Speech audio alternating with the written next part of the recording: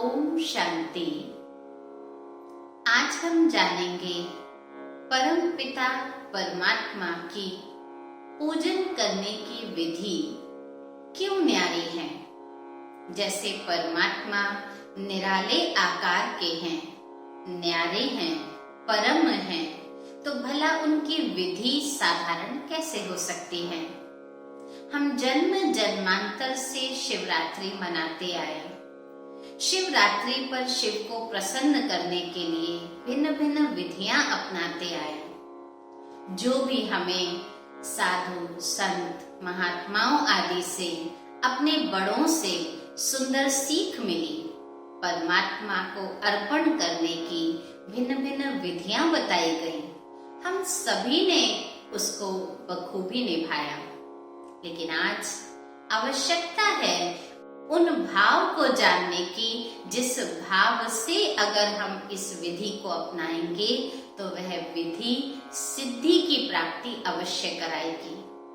तो पूजन की विधि, जैसे पूजा की थाली तैयार करते हैं ना, उसी प्रकार मन की भावनाएं तैयार कीजिए। पहला कार्य, सुबह उठते ही हमें याद रहता है आज महाशिवरात्रि है, आज सारा दिन मुझे परमात्मा को प्रसन्न करने के लिए व्रत रखना है, उपवास करना है।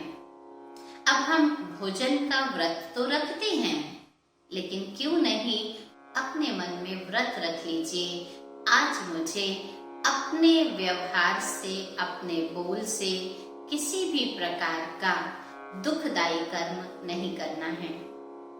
ऐसा व्रत रखिए और फिर भले स्थूल व्रत रखेंगे तो डबल फायदा प्राप्त करेंगे। दूसरा कार्य, हम सारे दिन में कभी भी समय निकालकर मंदिर जरूर जाते हैं। हम सब ने बहुत सुंदर एक गीत सुना, मन मंदिर में गाफिला, झाड़ू रोज लगाया कर, रोज अकेले बैठकर ईश्वर के गुण गाया कर।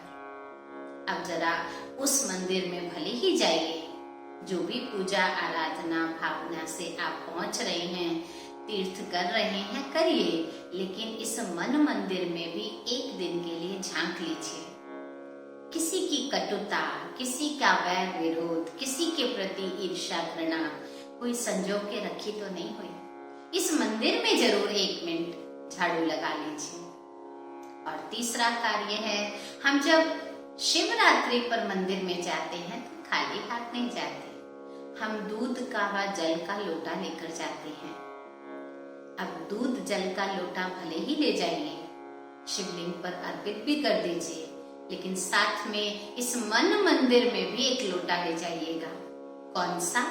अपने मन को जल जैसा शीतल बना लीजिए। केवल एक दिन के लिए ही सही अपने मन को दूध जैसा पवित्र रखिए। कोई प्रकार की कोई कंप्लेंट से अपने मन को फ्री कर दीजिए। ऐसा व्रत मनाइए। और आखिरी, बेलपत्र लेकर जाते हैं, अकधतूरा लेकर जाते हैं, उस शिवलिंग पर चढ़ाने के लिए इन तीनों चीजों का प्रयोग किया जाता है। बेलपत्र खंडित नहीं होता, 3 पत्ते आपस में जुड़े हुए होते हैं, क्योंकि परमात्मा कहते हैं जो भी कर्म करना ऊपरी रूप से नहीं करना।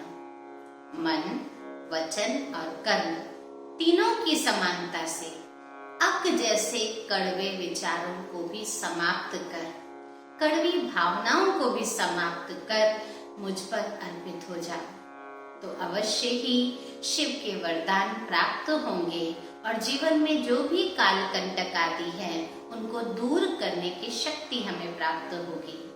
तो क्यों ना इस विधि से इस बार शिवरात्रि मनाकर देखिए, अवश्य ही जीवन सुख शांतिमय प्राप्त होगा। ओम शांति। इस वीडियो से संबंधित अधिक जानकारी प्राप्त करने के लिए और निशुल्क राजयोगा मेडिटेशन सीखने के लिए आप नीचे दिए गए नंबर्स पर हमें संपर्क कर सकते हैं।